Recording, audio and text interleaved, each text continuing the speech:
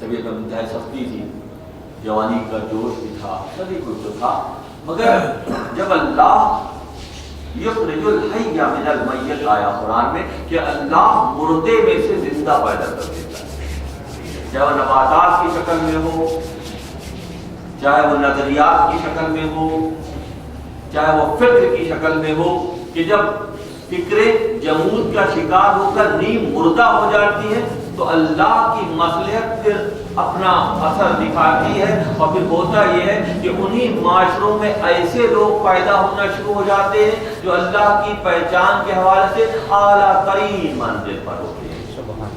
یہ اللہ کا نظام ہے۔ اگر دانا گندم جو ہے بوری میں رکھا ہے، مردہ حالت میں ایک خاص کیفیت میں بوری میں بند ہے، مگر جیسے ہی ماحول سازگار آتا ہے، زمین میں اس کو دبایا جاتا ہے تو پھر ایک کی 70 والیاں پیدا ہو جاتی ہیں۔ جب فکریں جمود کا شکار ہو جاتی ہیں، معاشرے جمود کا شکار ہو جاتے ہیں، تو اللہ کا نظام عمل حرکت میں ایکٹیویٹ ہو جاتا ہے۔ یخرج الحی من المیت، جس کو ہم پھیلا کر اگر دیکھیں تو پھر معاشروں میں تبدیلی جو فکروں کی آتی ہے وہ اسی انداز میں آتی ہے۔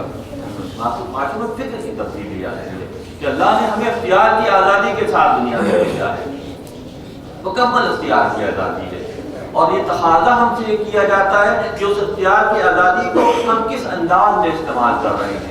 ہوتا کیا ہے کہ ایک طویل عرصے کی جمود کے بعد معاشرہ تقریباً ڈیڈ لیول پر چلا جاتا ہے، کیا ایک جمود کی کیفیت ہے، وہ تبدیلی کا خواہاں نہیں ہوتا، ان میں جدوجہد کا جذبہ نہیں ہوتا، اللہ کی پہچان کے حوالے سے وہ اپنے فرائض سے غفلت برتنا شروع کر دیتے ہیں، ان کا کام صرف شکم کھیلی ہوتا ہے، شہوانی ہوتا ہے۔ خشم و شہوت مرد را احول کند، خشم و شہوت مرد را احول کند، استقامت روح را مبدل کند۔ امام فرماتے ہیں کہ غصہ اور شہوت اس کو پھیلا کر دیکھیں تو معاملہ خود بخود میں آ جائے گا، ایک فرد کی زندگی میں ہو یا ایک پورے معاشرے کی زندگی میں ہو، ایک پورے قبیلے کی زندگی میں ہو، ایک پورے ملک کی زندگی میں ہو، کہ اگر غصہ اور شہوت کا عمل دخل بڑھ گیا اور طویل عرصے تک یہ سلسلہ رہا، استقامت روح را مبدل کند، تو پھر روح تک جو ہے پراگندہ ہو جاتی ہے، روح کی جو کیفیت ہے وہ ادنا ہو جاتی ہے، وہ اپنی اعلیٰ صلاحیتوں کو بھول جاتی ہے۔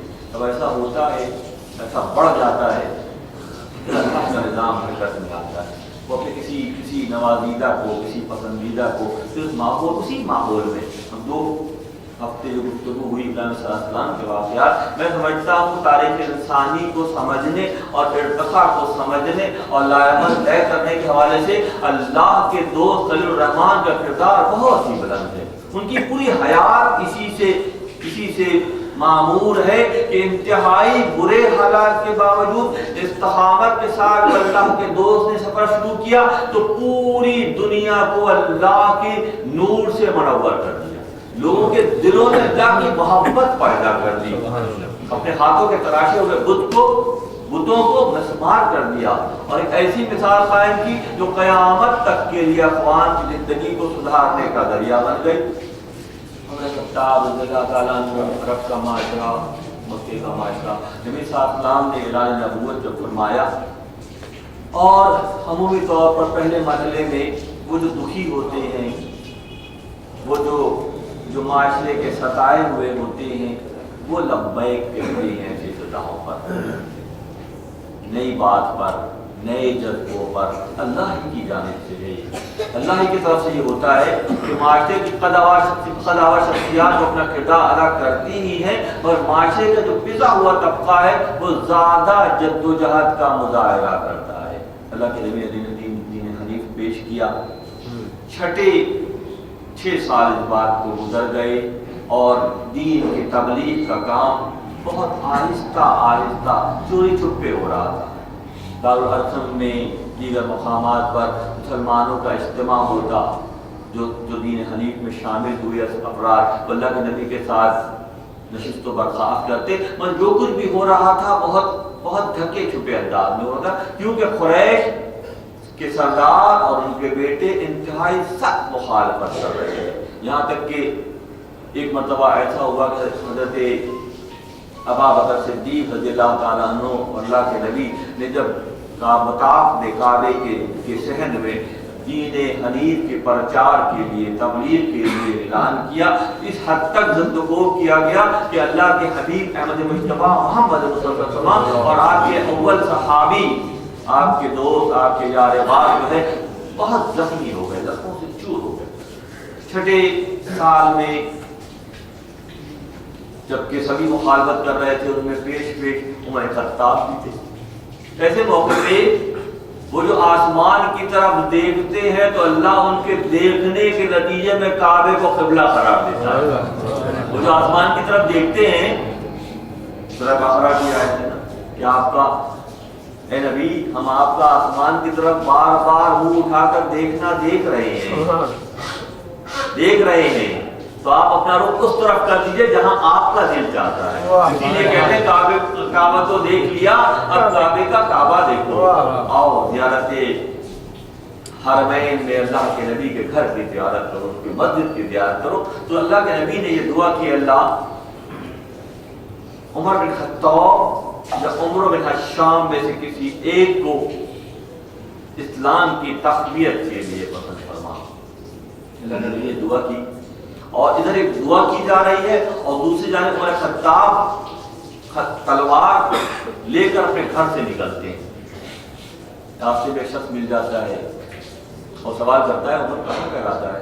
आज मोहम्मद को कत्ल करने का ये कबूल इस्लाम, देखिए युखरिजुल हय्य मिनल मय्यत है। हम ज़ाती तौर पर अपने आप को जहन्नम के खसाबों के हवाले करने के लिए तैयार बैठे हैं, मगर अल्लाह का निज़ाम कुछ और ही है।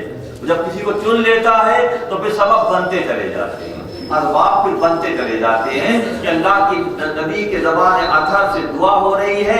ज़ाहिरी तौर पर वो तलवार लेकर निकले, रास्ते में पूछने वाले ने पूछा कि कहाँ का इरादा है? फरमाने लगे कि आज ये है इरादा। पहले अपने घर की फिक्र तो करें, पहले अपने घर की फिक्र करेंगे। क्या हुआ? यदि आपके बहन और बहनोई वो दीन इस्लाम को कबूल कर चुके हैं, तो सारा का सारा गुस्सा जो है इस तरफ जा रहे थे वो मुंतकिल हो गया करीब करीब पॉइंट की तरफ कि पहले जाके इनका हिसाब लेते हैं। जब घर में गए, घर के करीब पहुंचे तो अंदर से कुरान पढ़ने की आवाज, जैसे दरबार पर कटाया तो मजबूत जो होगा गुस्से का सभी को अंदाजा।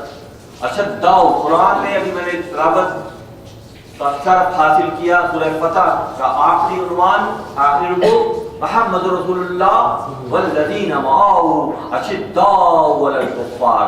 कुरान में खुलफाए राशिदीन की तरतीब अल्लाह ने रख दी है। कुरान में सूरह फतह के आखिरी रुकू में मुहम्मद रसूलुल्लाह वल्लज़ीना मअहू, और जो उनके साथ है, उनके साथ अबू बकर सिद्दीक हर हाल में रहे। अशिद्दाउ अलल कुफ़्फ़ार, उमर खत्ताब का तायुन अदरुय कुरान सूरह फतह कर दिया गया। आपस के मामलात में इंतहाई नरम दिल है जो हज़रत उस्मान गनी रज़ियल्लाहु ताला अन्हु है। और सीमाहुम फी वजूहिहिम मिन असर सुजूद, और जिनके चेहरे बशरे से ही सजदों की कैफियत नुमाया होती है वो अली इब्न अबी तालिब है। अली इब्न अबी तालिब, कुरान में ये तरतीब मौजूद है। दारा बशरियत के दौर में हमें इसको बहुत एहतियात से समझ लेना चाहिए। क्यों कि अगले मरहले में सूरह यासीन में कहते हैं कि हुम व अज़वाजुहुम अलल आराक मुत्तकिऊन, हम यहाँ झगड़ रहे हैं और वो और उनकी बेगमात जन्नत में पीलू के लकड़ी के बने हुए तख्तों पर आराम से बैठे होंगे। ये अल्लाह की मर्जी है, ये अल्लाह की मर्जी है कि हम वज़वाजुहुम अलल आराक मुत्तकिऊन, कि वो और उनकी बेगमात तो वहाँ इत्मीनान से बैठे होंगे। हम फरोई मसाइल में उलझ कर एक दूसरे की शख्सियत को कम और ज़्यादा करने में लगे हैं। ये हमारा काम नहीं है। हमसे हमारे अमाल के बारे में पूछा जाएगा। उनका तायन तो अल्लाह ने कर दिया है, उनका तायन तो अल्लाह ने कर दिया है कि अल्लाह के नबी दुआ कर रहे हैं कि अल्लाह उमर खत्ताब या उमर बिन शाम में से किसी एक को दीन की तक़वियत के लिए पसंद फरमाए। देखो अच्छा नुक्ता ध्यान में आ रहा है। अगले मरहले में जाके उमर खत्ताब ने मौके पूछा कि जो सुनने जो रावी थे जिन्होंने सुना था अल्लाह के नबी के जुमला ये दुआ, कहने लगे कि फरमाया कि किसका नाम पहले लिया था? फरमाया कि आपका नाम पहले लिया था उमर खत्ताब या उमर बिन शाम का था। अबू जहल का लक़ब عمر بن شام کا جو عام جو ہے وہ ابو جہل عمر بن شام تھا. تو حضرت عمر نے پوچھا کہ کس کا نام پہلے لیا تھا؟ کہنے والے نے بتایا کہ آپ کا پہلے لیا تھا. اسے وہ سجدے مل گئے کہ اگر اللہ کے نبی میرا نام بعد میں لیتے تو وہ حال ہوتا جو ابو جہل کا ہوا.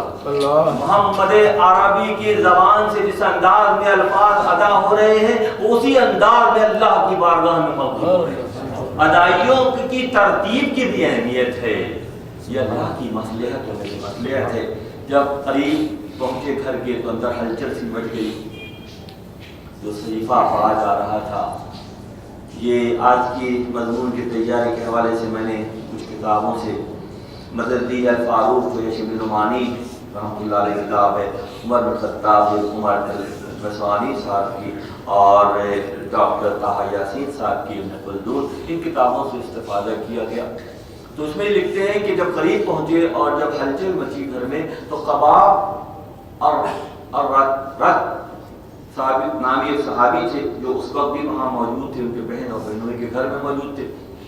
جب حضرت عمر کی آہٹ سنی تو وہ جا کر چھپ گئے, اور جیسے آپ داخل ہوئے تو آپ نے پوچھا کہ تم کیا پڑھ رہے تھے, کس چیز کا میرے کانوں میں آواز آئی ہے, کیا تھی؟ یہ ہمارا یہ اللہ کا پاک کلام ہے جو نبی صلی اللہ علیہ وسلم پر اللہ نے نازل کیا, اس کو پڑھ رہے. سورہ طٰہٰ کی آیت نمبر 14 کا ذکر ہے مختلف کتابوں میں جو اس پر پڑھی جا رہی تھی, اور اس کو پہلے ہی مرحلے میں سننے کے نتیجے میں عمر خطاب کے دل پر ایک خاص اثر ہوا اس آیت کی جلالت کا, اس کی کبریائی کا, اس کی معنویت کا. کیونکہ قادر الکلام تھے, خاندان میں سفارت تھی, دادا بھی سفارت کے منصب پر تھے, والد صاحب بھی کے اعلیٰ منزل پر. عمر خطاب بھی بہت مقام مرتبہ تھا عربی فصاحت کے اعتبار سے. اس کے معنی جب سنا تو اس کی معنویت کا اثر ہوا, مگر طبیعت کی سختی کی وجہ سے بہنوئی کو بے دریغ جو ہے سختی کرنی شروع کر دی.